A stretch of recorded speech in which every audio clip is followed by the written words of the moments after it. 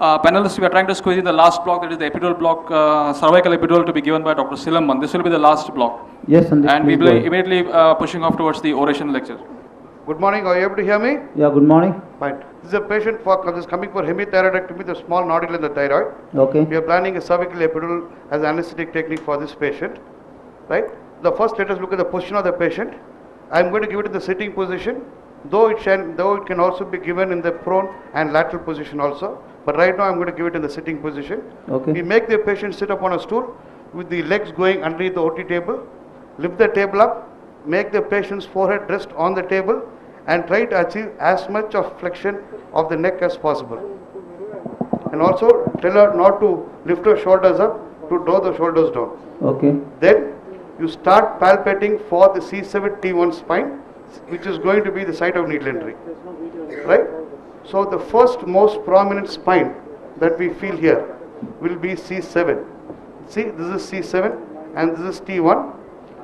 Invariably, this is a very good space, very wide space, where the needle can be entered quite easily. So this is the space which you are going to enter now. Take a three. Okay.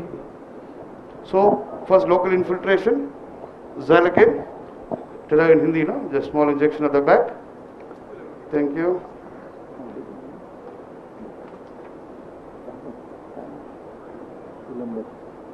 I got a very thin patient, so I think I should be extremely lucky, and I shouldn't have any difficulty in getting the space.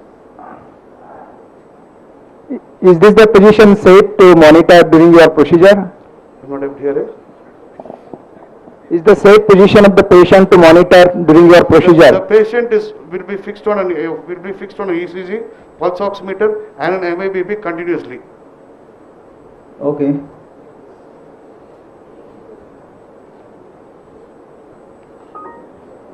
So C7T1. Yes, sir. You are given a local. Yes. Yes. Given local at C71. Now, this direction of this needle, yes, as far as cervical epidural is concerned, is ideally in full flexion is achieved, because sometimes the patient can have spondylitis, neck swelling. Full flexion may not be achieved. If full flexion is achieved, the direction is invariably parallel to the floor like this. It's usually 2 needle which you are using. You got it, sir? Yeah. Okay. If full flexion has been achieved. If full flexion has not been achieved, small little lifting up of the epidural needles can be taken up. See, I am not able to achieve full flexion, so I am just lifting up the needle a little bit and going in slowly. As all of you know, the negativity in the cervical space is quite high. I am planning a hanging drop here. Okay.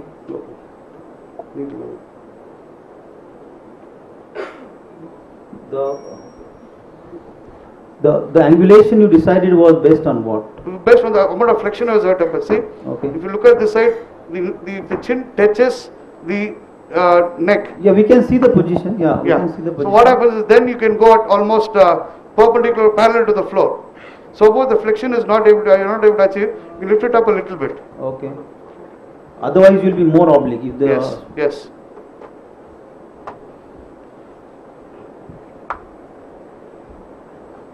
Slowly go ahead, but keep one thing in mind. In the cervical epidural space is being attempted, there is always a possibility that the ligament of flavum can be deficient in 15 to 20% of people, and it is also thinner when compared to other areas. So the classical feel of entering the flavum may not be felt by the needle. So that should always be kept in mind when you go ahead with the cervical epidural. You are about 1 and 1.5 centimeter Yes. in as of now. Yes. Slowly going through. I'm looking for the hanging drop here, which I kept. See, I'm hitting bone here. So I think I'm coming down a little bit.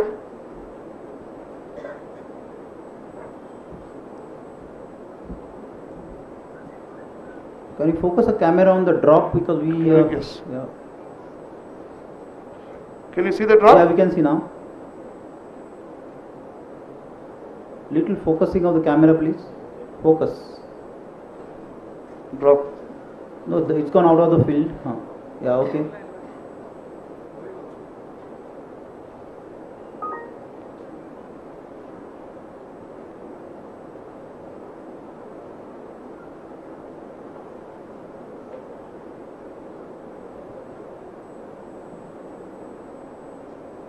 See?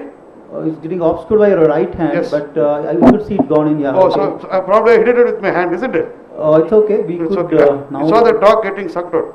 We Okay. have got the space at 1, 2, 3, 3.54, roughly around 4 to 4.5 centimeters. No, That is okay. usually what you get it in about these kind of patients. I don't think it will suck in anymore. It's not sucking in anymore. Basically, in any thyroidectomy, when you're planning for a segmental epidural, the block has to be from C2 to T1. That makes it very comfortable for the patient. So we try to place a catheter in the center of the segments we are going to block. So C4, C5 would be an ideal site to place the catheter. So we're going to push in the catheter by 5 centimeters in this space and fix up the catheter. Okay.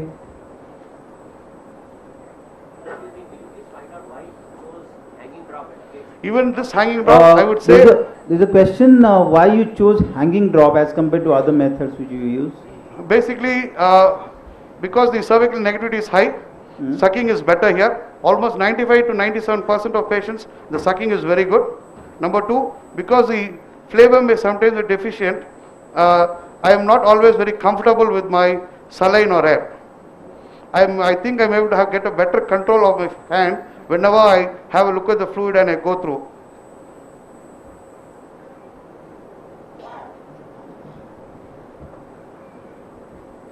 Are the other ligaments stiffer in the cervical region than lumbar? Not exactly, sir. I'm not very sure about that. But as far as the phlegm is concerned, it is certainly much thinner than it is at the lumbar. In fact, thinner, you mean to say? See, the catheter is going in quite comfortably. You won't be having any problems. Yes, Thread it we- very slowly, Yeah, we can see nicely. because in case you try to hit any of the cervical nerve roots, it's a less wider space than the lumbar. So chances of hitting on the nerve roots are quite high. So push it slowly. 1, 2, 3, 4.5. As some of the panelists suggested that the ligaments are thinner, of course they are, and also there can be a mid-sagittal gap which you have to be very careful of in the cervicothoracic area. Okay. Can I ask a question, Dr. Bande? Yeah, please go ahead. Yeah, Please, this is Dr. Khairnar from Nasik. Any reason for using the 16 gauge epidural needle? Because No, not exactly. So it's definitely the 18 gauge is much better in this. See, you are given local anesthetic, the patient is not going to have pain. Like I said, a thicker needle, a bigger needle helps you feel the phlegm better, which can be a little bit thinner here. And secondly, it's personal convenience that I've always been using a 16 gauge needle till now. Okay. Thank Because you. thicker needles, Pandit, there is a question from audience. Yeah, please go ahead. Hello. Yeah. Up to what depth do you give a local anesthetic infiltration? we can give it up to about 2.5 to 3 centimeters. What are the painful structures when you pierce the? We can give it almost up to the phlegm, because phlegm is only a non-painless structure there. Everything else you're going to have pain. So you can go up to 3 centimeters. Even in this thin patient, you saw that the space was almost only at 4.25 centimeters. So up to 3.5 to 3.7 centimeters, you can give local anesthetic. One more question. Yeah, like the position which you have put was very apt. But what I was feeling was, if you put the patient on the table, I Yes. mean the table where the patient is operated, and Yes. then you put a stool, like how we do for a fiber optic, Okay. then even the patient is having stance of syncope or bradycardia, then immediately you can make the patient lie down. That's a very good suggestion. Yeah. And one more thing is, like how much you give the concentration, see, because you are telling C2 to T1. So if you give a 0.5%, concentration will be that you only get in sensory blockade, 0.25% sensocaine or 1% xylocaine with adrenaline. okay. And initially how much you give, and then how do you supplement it? I give about 1.25 ml per segment, Mhm. because it's a narrow space when compared, volume of the space is less when compared to your lumbar. Say Okay. for example, here it is around 7 spaces, it comes to around 10 ml. 8.5 ml. Okay. Or and top up will be, in the first top up will be half the dose at 30 minutes. If you use xylocaine with adrenaline, and the second top up will be about minimum of 4 ml for subsequent doses. So that means initially you give 8 ml, and subsequently after Yes, every half an yes. hour you give But half this of it. But this particular patient is very small and thin, so I would prefer to go with 6 ml for this particular patient. And It is what about the extremely test small. dose? Will you give 2% xylocaine adrenaline, or will you make it into 1%? I think a test dose, apart from for an intravascular injection, may not have any relevance here, because even if you are going to inject 0.5 ml at that level accidentally into the dura, you are going to have a total spinal. Yeah, but accidental dura is very rare compared to the lumbar, because the thickness of the dura mater is very high. But see, thickness of the dura is certain hair. It's it's only twice as thick as the Lumbar. it's Lumbar. twice as thick as the lumbar. Okay. But still, this you do experience may certainly experience a dural puncture. Okay. And what about other local anesthetics with some additives like ropivacaine? Yes, I have not used ropivacaine till now. So I generally go essential. I usually post-operative pain relief. I mix it up with fentanyl. I mix it up with morphine. We use continuous pain relief also using disposable pumps. Okay. I use a very low concentration of bupivacaine, less than 0.0625%, and put them on a continuous infusion with mixture of fentanyl also. Yeah. I just want to make one suggestion that thyroid surgeries, cervical epidural is also very important, because even the recurrent laryngeal nerve injuries can be made intraoperatively. Yes, it can be made. Yeah, thank you. Cervical epidurals can be used mostly for even if you're going for major surgeries like radical neck dissection, though you're going to do it under GA, they can be used for post-operative pain relief. Such a major surgery that use it catheter for post-operative pain relief. Also, you can reverse the catheter and use it for modified radical mastectomies and all other such surgeries of the thoracic cage also. From this level, you can reverse the catheter to the thoracic segments, and you can even block those segments. Yeah, please go ahead. Because suppose you want to do a breast surgery under upper thoracic epidural, because of the narrowing of the spine, that becomes a very difficult site for needle entry. Whereas the cervical C71 is a better space. So you go through C71, reverse the catheter, and modified radical mastectomy can be done very comfortably under cervical epidurals. Where you also do not touch the phrenic nerve because the cervical roots are not paralyzed by the drug. Your upper limit will only be C6 if you reverse the catheter. Okay. Thank you, Dr. Silamban, for that excellent demonstration on Excellent, sir. cervical epidural. Sandeep, do you have time for one or two questions? I don't think so, because Dr. Bala and everybody are there. We are going to start with the oration in another few minutes. Last question, sir. Yeah, okay, please shoot out. Clarifying the anatomy, myself, Dr. Yuvas from Assam. In some percentage of the patients, this ligamentum flavum in this area is deficient. So, what would be the feeling while That going is what through? I am telling you, sir. The deficiency of the ligamentum flavum is there. That is going to be the major difficulty in appreciating the pace and avoiding dural puncture. In 15% of patients, it is deficient. Yes, In sir. other 85% also, it's thinner when compared to lumbar. So that will have to be borne in mind before embarking on cervical epidural. Will we get that hanging drop? Hanging drop is positive in 95 to 97% of patients.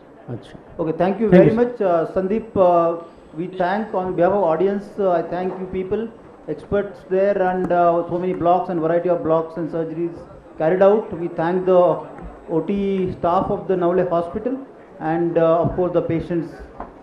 Yeah, I also thank the panelists, and it's over to the auditorium now. I thank the staff and the doctors over here, the operating surgeons as well, and all the panelists who have performed a good job here. Thank you very much, and over to the auditorium, please. Okay, thank you.